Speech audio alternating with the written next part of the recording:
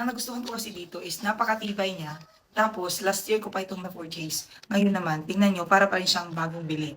So, ipapakita ko sa inyo kung paano to gamitin. Tapos niya, natataas ito. Maabot nga ito sa ano namin, sa kisame. Yan. Tapos, ilalagay mo yung phone mo dito. Pwede siyang paganyan. Pwede rin paganyan. Ayun. Tapos may kasama siyang remote. Ito yung remote control na ginagamit ko sa tuwing kumukuha ako ng mga pictures. So, hindi na natin kailangan gumamit pa ng timer gaya ng ginagawa natin kasi meron namang remote at makaka-post ka pa ng unlimited. Unlimited post yan. Tapos ito, yung ginagawa ko dito ay, ito naman ay nagagamit naman siya sa tuwing nag-video ako. Yung gano'n. For example, nakaganyan yung phone ko, tapos yung product ko ay nandyan, product ko dyan. So, ginagawa ko, nilalagay ko yung phone dyan, tapos, iniikot-ikot ko ng ganyan. Yan.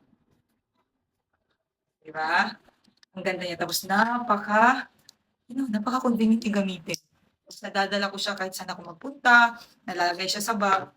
Tapos, hindi siya nadadala ng hangin.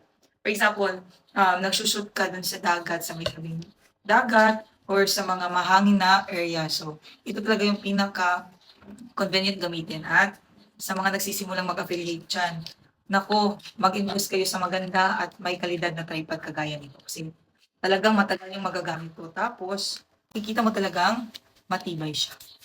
Yung link na sa Yellow Basket.